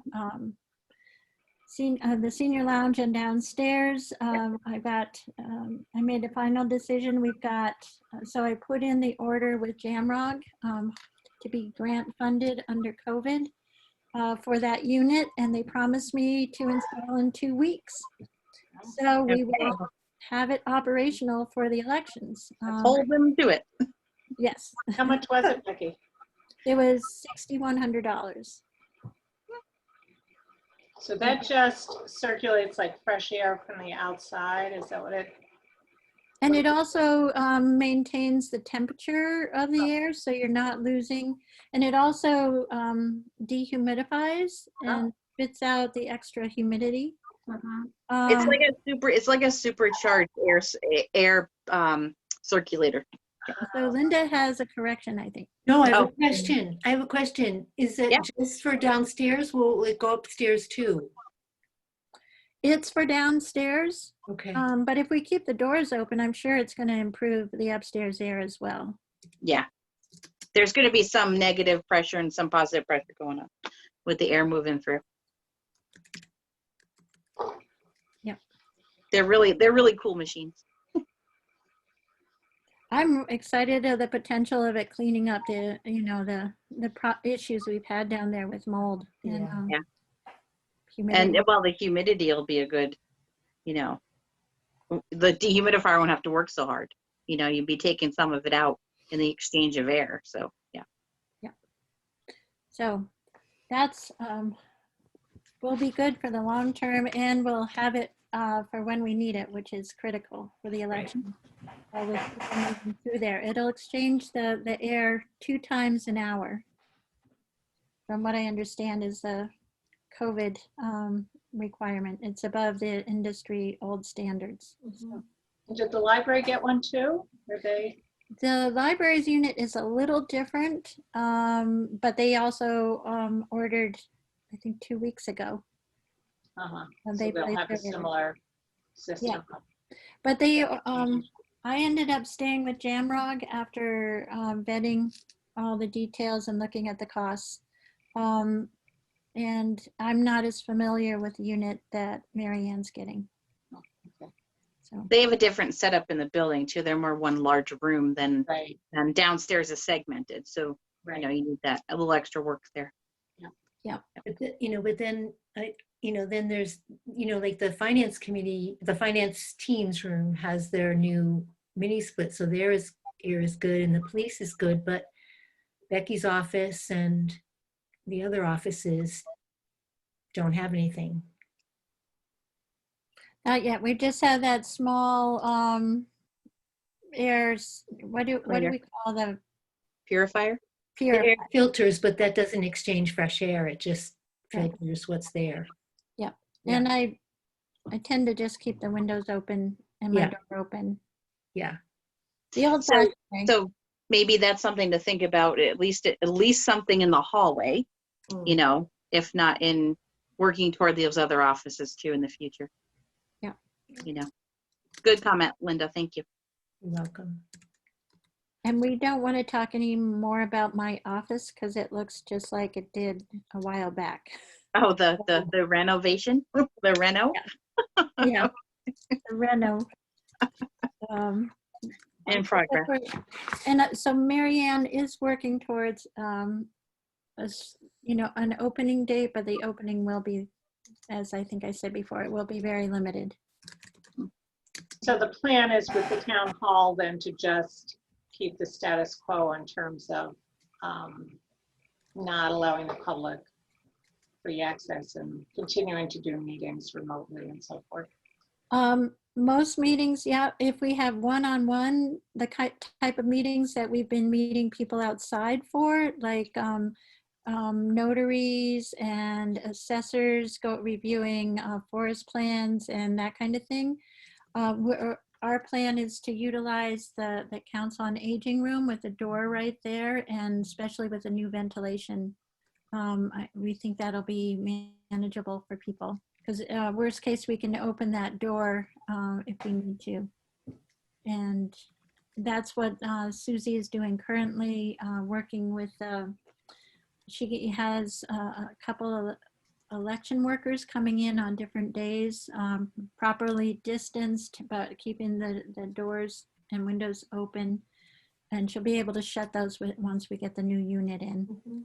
But it's really helped in preparation for the election because it's a lot of work. But the good news is Susie's on vacation this week. We were told they were told that the ballots would come in on Friday or Saturday. So they haven't been able to stuff ballots into the envelopes. So they've been prepping the envelopes with everything they have. They've been short an insert and the ballots. So now they have to go back through and put in the inserts and the ballots. But the ballots came in today. So not all of them, but enough of them to get started with the absentee ballots. So that's really good news that they were a few days early. And Susie will be back on Monday to get them out in the mail.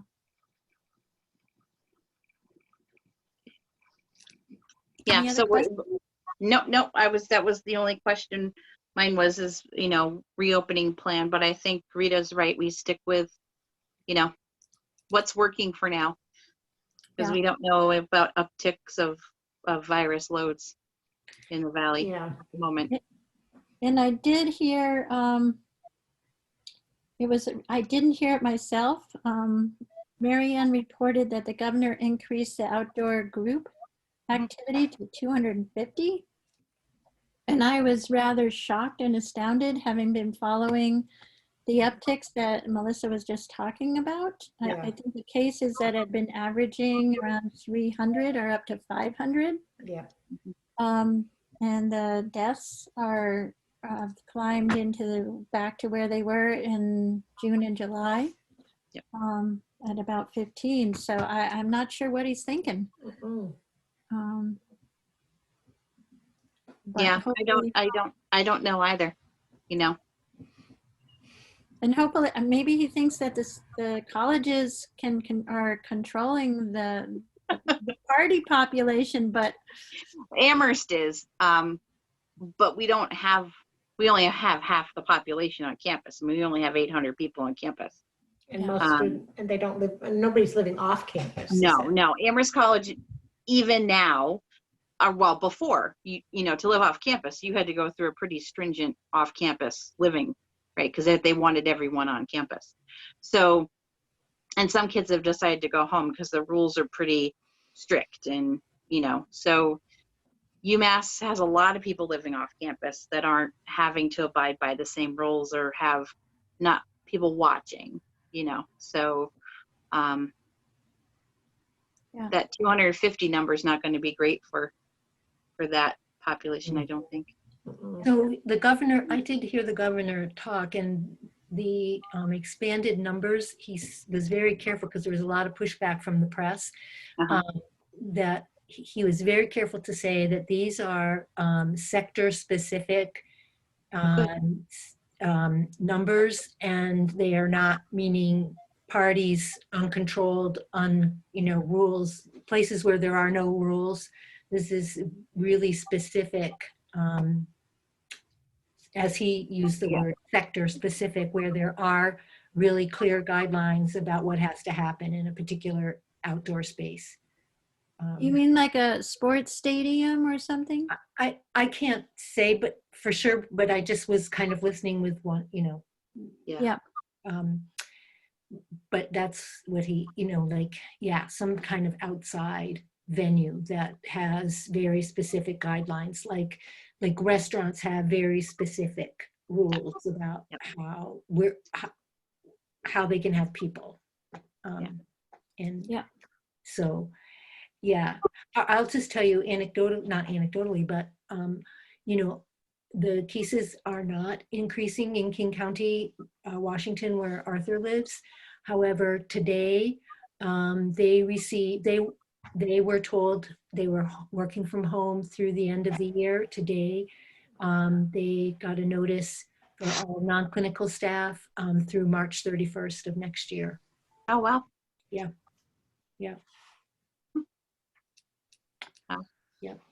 So I've also heard anecdotally that in the Southern Hemisphere that the general flu incidence has really gone down because people are following social distancing and, and mask wearing. So there was an itty bitty glimmer of hope. yeah. This big. Yeah, and people are washing their hands. They're washing their hands. Yes. And restaurants are cleaning tables a little more often. It's actually the best time to eat in a restaurant is right now because it's the cleanest it's ever been. From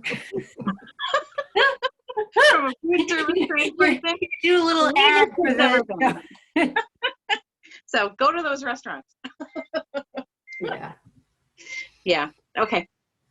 Sounds good. What is that? And That's my husband just came in the door. So let's see. Town administrator updates. We've just kind of had those.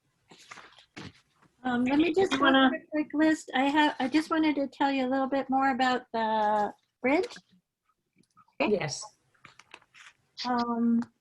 So the engineers have been working with the Conservation Commission, going back and forth to make sure that they, the first draft did not include answers to all the questions DEP had. I want to send you out the answer. Did I forward those to you during the process? I need to do that, I think. I want to send you out where we stand. It sounded very optimistic at the last Concom meeting that with feedback on just a few more points, the next meeting would be writing order of conditions. So I think the engineering firm has responded to the requirements or needs or the omissions that were found, and they've been well received, and it appears we're moving forward on that.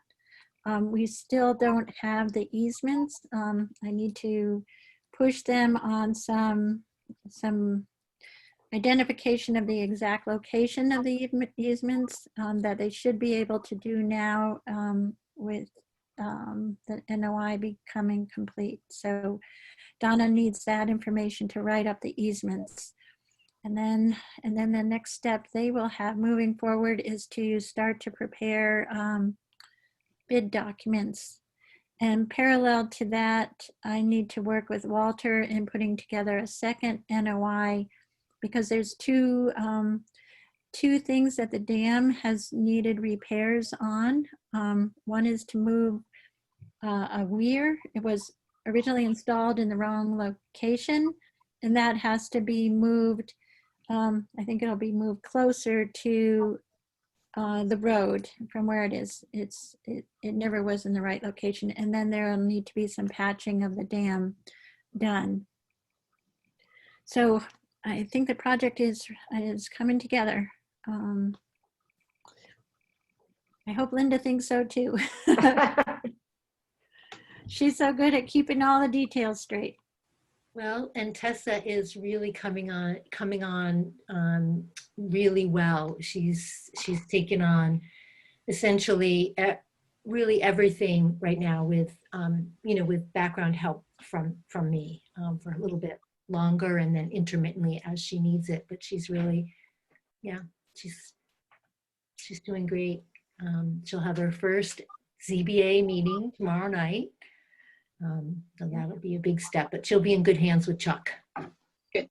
And Yeah. they had a long meeting, when she first came on board. Yeah. And Linda has been working with Tessa, which has been a huge help, Tessa said. So it's all coming together, and in October, she'll have her first planning board meeting. Yes.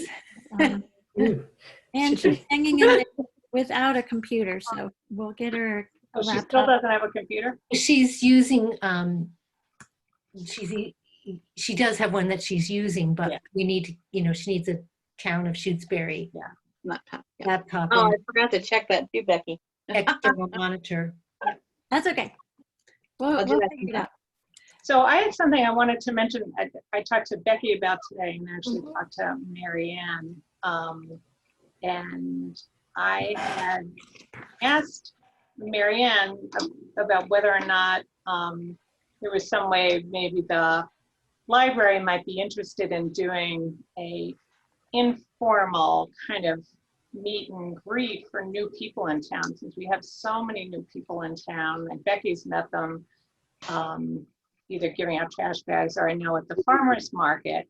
But before we kind of shut down again for the winter, that we're all kind of back in our cocoons, about whether or not there'd be an opportunity to do some kind of informal gathering on the town common, where maybe with the library and the select board and anybody else, the police chief, and kind of stage this so that people could show up and kind of at certain times, so we wouldn't have a big crowd, just to be introduced. And the library has something to give out. I think they just got something from NASA, believe it or not, some sort of kits that they would give out. So not to have a big gathering, but rather to, make it so that people could come and kind of just be introduced in person. And so I know Becky had some real concerns about not having, a lot of people. I think there's a way to do this, and Mary Ann has some ideas about how to stage it, but it would be, what I think would make sense is that it would be a joint invite from the select board, and that we be there. And she was suggesting a Sunday afternoon in October 18th. We'd have to just check in with the Board of Health too. I wouldn't be here on October 18th. And I'm out of town then too, You're out of actually. town. Okay. Strangely All right. Well, enough. maybe we'll look at another day. Yeah, any other Sunday would have been fine, Okay. except this Sunday and that Sunday. Okay. This Sunday And then. I'm going to be gone the 18th through the 25th, but so we're running out of weather. Yeah. How about what would a Saturday? Are you gone on that Saturday, the 17th, Melissa? I am, yeah. You are. There may be a march I'm going to. On that. And I'm Okay, well, let's see if we can come up with a couple of other dates, possibly. But I think it's a, yeah. You I know, think it's a good idea. yeah. All right, well, maybe we circulate that before the next meeting because we don't meet again for a couple of weeks and then we're already in mid-October. So I don't have my calendar right. I'll check in with her and then Yeah. get back to everybody, maybe, or Becky through you, or I can do it, whatever makes sense. Or, so then what about, there's November. November wouldn't be good. I mean, already it's so cold and We're tough. It's a good introduction to New England weather if they're not from New England. And the 12th, tough it out. I mean, we could do the 24th. I'm gone on the 24th. But you two well, can do so it. is April. No, I'm gone on the Oh, 24th. you're gone on the I'm 24th? gone that whole week. Yeah. I think the only day you have is the 12th, but it's a 3-day weekend. Well, for most people, Yeah. it's not a 3-day weekend for Amherst College. We don't have that day off. Oh, Yeah, and it could be Monday afternoon, uh, the 12th. No? Why not people coming, if they go, not, a lot of people aren't going away. I mean, everybody No, works. but some from home. people may be working that would come. So Yeah, working or on holiday. on holiday, right. Is it a national, is that Columbus? Yeah. it's a federal holiday, yeah. A federal holiday? Yeah. And a state It's holiday? too? Columbus Day, Yeah. Mm, Indigenous People Day. yeah. I think it's a great idea, but I don't see a break in the timing. calendar. I mean, just, my thing's gonna go off when I switch to my calendar here. Let's see. Okay. Okay. Let's Yeah, see. And there's Halloween, there's November 1st. Oh, we could do what I it was in saying. November. Huh? But you said November was too late, Rita. Well, Well, maybe it's the not first, November not November 1st. 10th. My calendar's pretty free starting the 5th of October. Except we're gone that week. Yeah, I'm only gone that weekend, Okay. the But 17th, 18th. All right, let me check with Mary Ann and I'll get back. I'll circle back with you guys and maybe do a doodle poll. Yep. Okay. You That's a guys good can idea. talk about all the dates you want. That's the one thing you can talk about. Right. And Right, we should okay. be looking at the calendar. Do we need to have a discussion about Halloween at our next meeting? I think Are the we doing- Board of Health is kind of Okay. oh, it's a Saturday. working. Yeah, on it's a that. Saturday. They're working on something? I think proposals are going to them. At least they were. I was I just saw curious. them go by.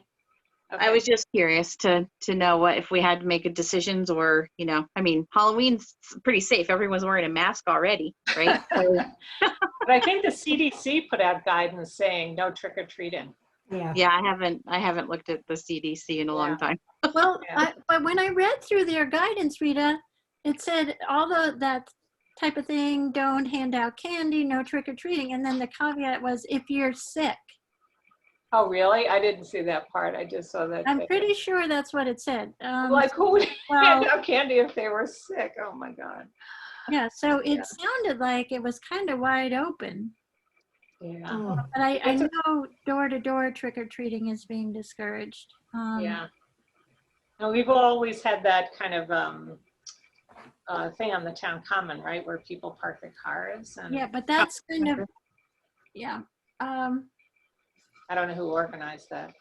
Mary Ann's very involved in Halloween, and she's working on like pumpkins. displays that people can see, and she was talking about a Halloween parade, and that would be an issue for the police to that she would need to connect with them if they decide to do a Halloween parade Right. instead of a. But it sounded like she wanted to decorate the whole town. But she's less than It's like- at this point. Well, we used to do trick or treating through the entire town, and now it's just that one road. I mean, when I was a kid, we were all over town. Yeah, I my kids all over town. I used to drive my kids around. It's like, oh, my God. Yeah, the bathroom pickup truck. We'd all hop in. Yeah. Oh, that's so cool. The Okay. rule was your costume had to be able to get into the back of the pickup truck. You could certainly write a book about memories of growing up in Shutesbury. Yeah, and specifically my family. Yes, specifically your family, yes. So I'll keep my ears out. I know Mary Ann was talking to people. You know, all the involved parents are busy cooking up something. Yep. But I didn't know if we just had to make decisions either way, or Yep. you know. So I think everything goes through the Board of Health at this point, but I think if there's a parade or use of the common. Yeah. Other than, I know she's arranged for the pumpkins and some other, those things that Yes. wave around like this. She's got like 60 of those built. Oh my God, she is superhuman. Well, she taps into dozens of other people's energy. It's really cool and get things done. Absolutely. But I do love the idea of having a formal way and having, the select board sponsoring or co-sponsoring or welcoming to, because we're going to have more and more people. This is people are fleeing the cities. Yeah, no, we have a lot of new people, and there was no Celebrate Shutesbury this year. And now Becky said some people came to special town meeting, but that really isn't like a good introduction to who we are. not warm and fuzzy. Yeah. That's the other side. Memorable, yes, but There was no blood. it just would be nice to think about something. Yeah, I agree. And it definitely has to be outside. Yeah. Yep. Becky, what's the issue with residents actively using town right of way? Yeah. Okay, so there's on Wendell Road, just down here, about a mile down, I had one family saying that they wanted me to, they wanted the town to be responsible for a crack in one of the pieces of their fence. And the reason they did is because they said when the snowplow went by at 60 miles an hour, it threw, it was destroying their fence, the pressure of it. The rules from the insurance company are that the town is only liable when a town piece of equipment comes in direct contact with something.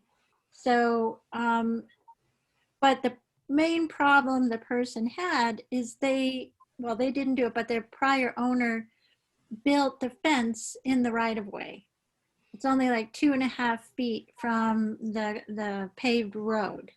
So that's one example. We've got over on Pelham Hill Road, Mark Poshik started by just putting a little line of string with marking it on stones right along the pavement.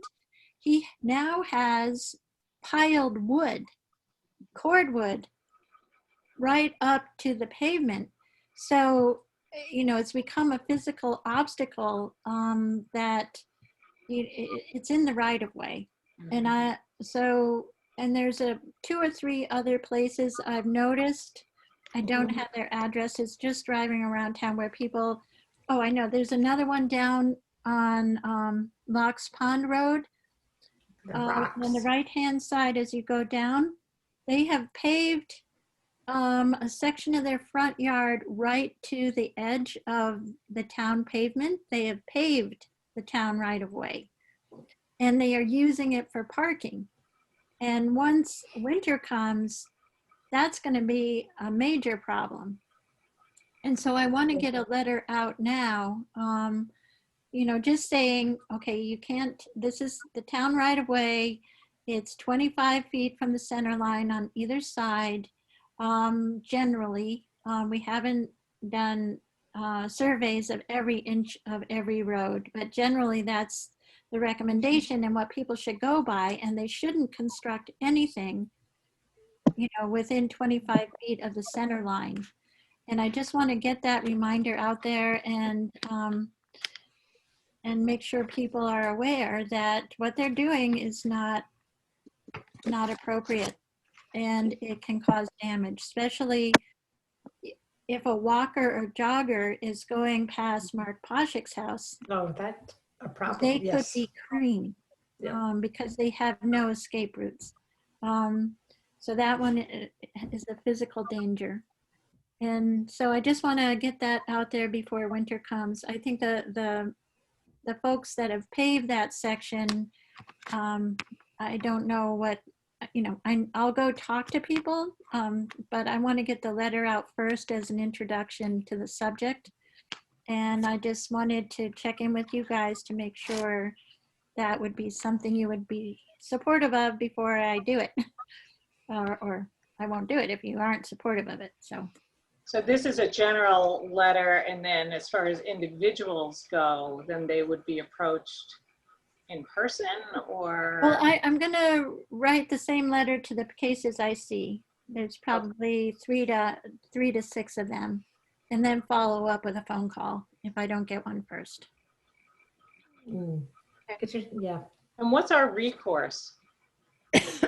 If, let's say, somebody has something that is dangerous, creates danger for other people, and they're in the right of way, do we have the right to remove what's in the right of way, or? I think in Mark Poshik's case, we'll probably have to do a survey because I don't think he will. We'll take it step by step. Okay. If it be, I'm not trying to make it an owner's legal issue where I'm trying to fine anybody, or at this point, I will be asking for them to respect the right of way that exists. And then I'll talk more with Donna if I start hitting a wall. Okay. Because there's also the house, I think it's Wendell Road or Lost Pond Road. There's a house that they've put bricks, not bricks, a stone wall they built that's very close to I think it's on the town property. Which house is that? Oh, heading down, it's on your right. I think it's right before Carver Road. Is that duplex? Oh, yeah. Is that, Oh, who is it? It's not the groomer. Lauren? Is it Lauren's house? Yes, it's Lauren's house. Yeah. Yeah. Oh, And I You think give that it was to built with a previous owner. I Yeah. remember the woman building that. Yeah, Yeah. she worked Yeah. very hard on it. She did. I'd see her with 5 stones out there. Yeah. it was impressive. But I'll probably need to go and measure all of them so I can give some specifics Mhm. and so we can see. I'm not sure. Yeah, you're right. It is closer to the road. But I Yeah. think in that case, the fence is a problem because the gentleman felt like the town was responsible for taking care of it, and that's why it became an issue. Right. It just once we raise the issue, then to consistently kind of apply it. Are we asking people to remove what's in the right of way, or asking if they get some sort of waivers, or you know what I mean? It just gets into a very gray area. So I think so I will check in with Donna to see what our rights are. Yeah. But ask people to remove what's in the right of way, or if not, I think in the case where it's a safety issue, it's more profound. Right. So it's 2 levels. Mhm. And the others just to acknowledge, well, for the pavement that's right attached to the right of way, it's for the safety of their own vehicles. Right. Because it's Fire truck comes through, there goes your windows. right. Yeah. And I would the like, town won't be liable for any damage. I think that's probably the other thing to Right. make sure people understand. Yeah. The town isn't liable for any damage. And I think it's harder to enforce or to know on a dirt road because it's not quite as clear Right. where the center is. But I'm not thinking, nothing's popping out. yeah, We have a lot of stone walls that predated, Yeah. that are so it's just like what's new, what's Yeah. grandfathered, because it's been there forever. Yeah, when people are constructing and deliberately placing things, and it's just a general understanding that, you know, I know it's your property, but the right of way is protected by state law. Maybe that's what I need to quote. Thank you guys for the feedback. It's an issue that's been out there that I think we need to address before. Yeah, it's been out there a while. Yeah, and it's harder to come back once there is some kind of damage. You know, it would also be a good newsletter article, because I know there are, you know, there's some specific cases right now, but in general, I think it's good. You know, we have a lot of new people in town, and as they're thinking about improvements to their property, it just would be a good point of information for people. Friendly reminder. Yeah. Very good. I like that. We're going to do a lot of friendly reminders. You put friendly in it, kind of. From your friendly select board. That's right. Come, we want to welcome you to our community. Wording. But don't put is anything important. in the right of way. It's funny stuff. We also wanted to hit on the MOA for the radio. Yes, Radio. want to vote to support that. Did you all get the final copy? I'm sorry, I sent things in a couple batches. Good. Yes, I did see that. Yes. Yes. We Do I need, hear a motion? Oh, sorry. So moved. And I'll second that. I'm getting hungry. I know, I was thinking the same thing. So is there any other questions or such about the MOA? It's kind of exciting. It really is. New radios. Yeah. Better communications. Imagine that. Okay. All in favor? Carol, hi. Stein eye. Make me Sonia, aye. Shall we do minute? Or Becky, did you have anything else before we head on to minutes? oh, I just wanted to mention that last week, Kevin Rudin and I met with Sirius to review their pilot, and it was a good conversation. It clarified a number of issues. So I think things, Kevin was quite happy, and they, you know, they're going to do a couple of changes that will make things all fall in line. So we were in better shape than we thought we might be. Oh, good. Okay. And we'll be continuing to negotiate. We're expecting a proposal back from them. And then it will be the new pilot will go to the select board for signatures.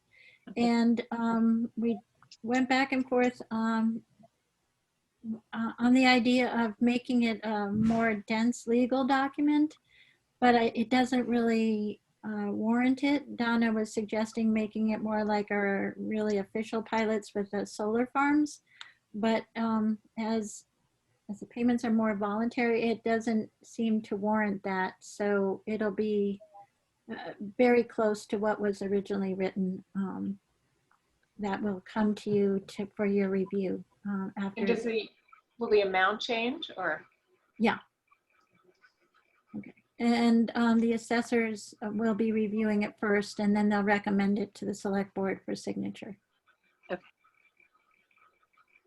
So that was a big one I wanted to tell you about. And oh, and I got the CARES report in on Friday. I know they required a report on all the spending for through June 30th, and this on Thursday there will be a workshop on the next section of the CARES Act and how to apply for those funds. And the new request came, well, Bill Ennin, who's the last mile representative for the state, had called Gail and asked her if they were doing what they were doing with the CARES Act, that he thought that they could actually do installations for people and do annual subscriptions subsidized and paid for by the CARES Act. And so I've written for more detail from the CARES folks to see if it was eligible, because the guidelines I have is that all money has to be, spent and utilized by December 30th. And so an annual subscription, a subsidized subscription at this point would go to next September. So I don't think it qualifies from the rules I know. So we're trying to get clarification on that and whether the construction piece is a viable piece or not. And hopefully I'll learn the answer to that by Thursday. And that's all I have. Okay. Shall we approve the minutes from September 15th? So moved. Okay. Any edits or corrections for anyone? From anyone? I read through them. Okay. They're great. Yes, they are. Thank you both, Thank you, Becky and- thank you, thank and you. Linda, for beautiful, beautiful, beautiful minutes. Welcome. All in favor of approving the minutes? Oh, wait. Oh, Who whoops, moved? I'm sorry. Who moved? I moved. Oh, thank you, Second. thank you, sorry. It's okay. We're all moved. Carol, I. Stein, aye. Makepeace O'Neill, aye. And there still will be a farmer's market next week. I saw you guys out I there won't listening. be there, but they're meeting, they'll be there. Is there anything else that we need to cover? I just want to make a request that at least 2 select board members get here by 3 o'clock tomorrow. Eh, Oh, I can do noonish or somewhere in there tomorrow. Noon You would- tell me what time and I can make it work with work. Okay. mm. So text me whatever time, whoever's not coming. Yeah. I I can am- be here too. You can too, because I'm, Rita can do Yeah. it? Great. it's my last day of seeing Okay. clients. I'm jammed up all day. So I'll be like 10:30, 11, something. Okay. Late morning, before noon. Okay, so I'll be a noonish, one-ish sort of then. And I'll Thank do you, it guys. for the rest of my life. Because I won't Payback work time. Wednesdays anymore. I'm working from 9:30 to 7 straight. I don't have a Oh. minute. It's a nutty Wow. day. Wow. It's okay. Last Um, time. And, But it'll be great because you'll be retired and then, and I have to clarify that this is because of the DOR thing has to be in by June 30.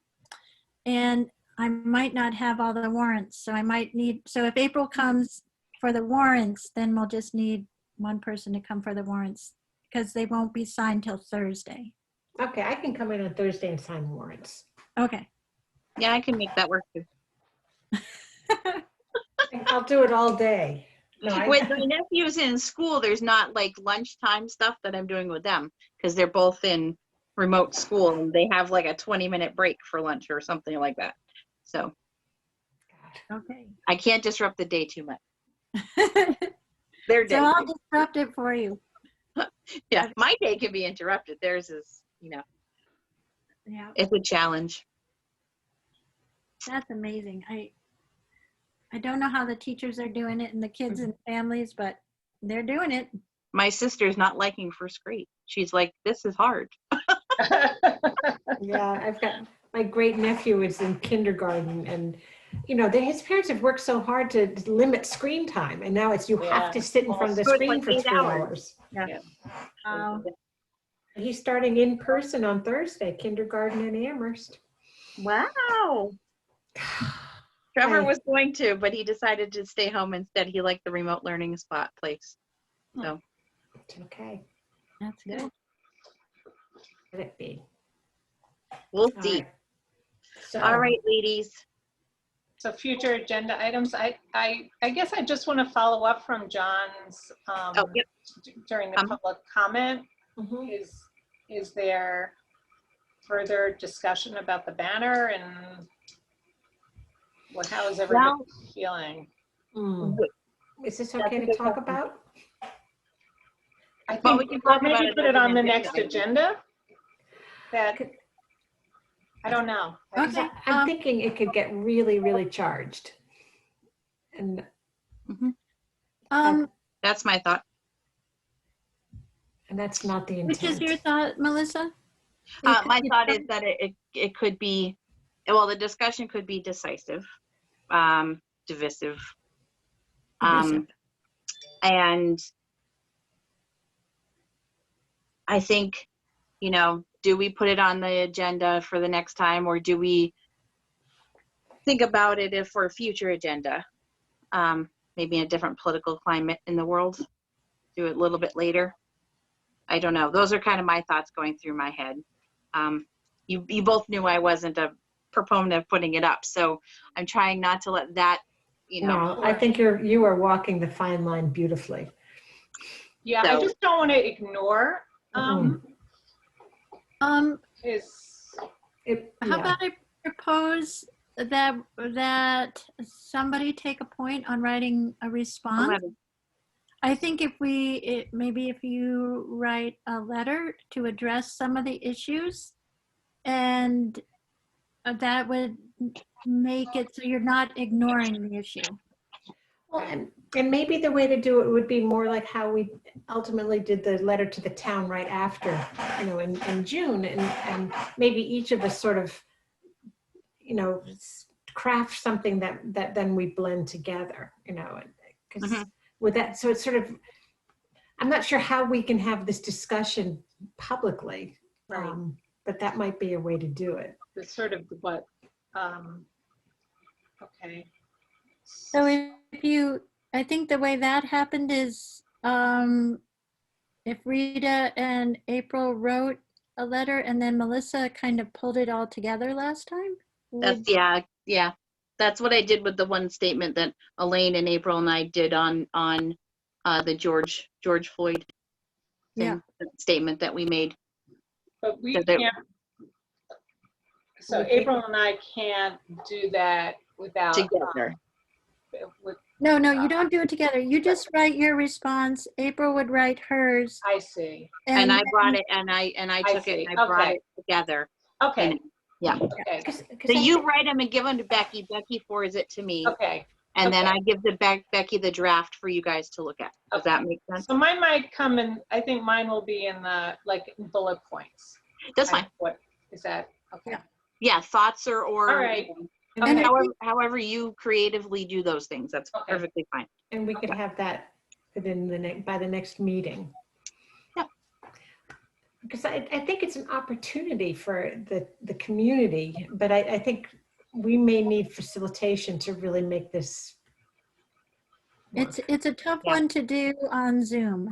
Yes. Yeah, I think, well, in person, you have some etiquette that usually happens when you're in a person-to-person room, right? Sometimes. Sometimes, okay, not always. I get corrected, right? Not always. But the majority of people, when they're face-to-face with people, have a way that you communicate in a way that's, nice. And even if you disagree, you're not, usually, most people. But if you're in a blog or a social media or a next door Shutesbury, Yeah. some of that etiquette and personal interaction and it is dropped. The filters aren't there. That should The be. filters aren't there. You're not addressing a person. You're not looking them in the eye. You're not, manners aren't necessarily the first thing that are achieved in those more impersonal communication, Oh, yeah. impersonal communication realms. We see it every day. So Okay, so we'll get It does make it hard. you something, Becky, and then would we have that on the agenda of putting a letter together? I'll talk it. I don't know if we need to do it on an agenda. Okay.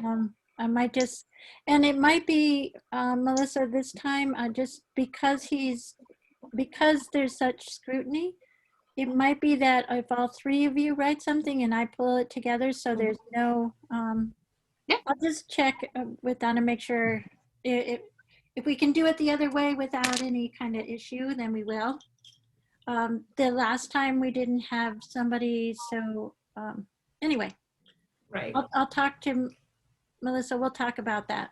But if you guys, your two And pieces. and we might need some guidance from Yeah, Donna. we just want to make Yeah, sure. this one we want to tread lightly, softly with, or, make sure we're checking with the right channels. Yeah. Because he's definitely on top of looking things up. He's on top of that sort of stuff. So we want to make sure we're on top of that too.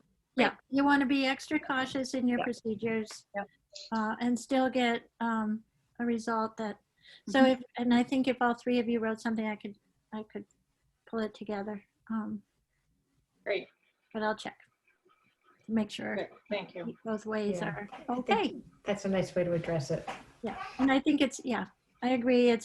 It's frustrating for an individual not to get a decisive response, but it makes it, so that would, Mhm. And it's hard not to get triggered, and that's so being Yeah, the and just moderator. yeah, maybe just respond to the 3 points that he keeps repeating and from the different perspectives you all have. Mhm. He does outline it nicely on that blog link that I did read the blog too. Yeah, Yep, he did concisely do it. So, good, okay. And so we can be a role model for how to have this discussion. I'm just saying, I'm just saying. Justin. we can certainly give it a try. If anybody can do it, we can do You this. think so? Okay. I do. Good. I do. Take some thinking time. Yeah. Yes, all right. I have to go to bed. I'm so I tired. make a motion that we Then adjourn. people go to bed now, I will second that. and I'm 30 it. I'm tired today. Up too early. All in favor of adjourning? Carol, I. Stein eye. Makepeace O'Neill, aye. Who would want to Night, leave this everybody. party? Good night. Good night. Good Bye-bye. night, everyone. Bye-bye. Bye. Good night. Good night. Oh,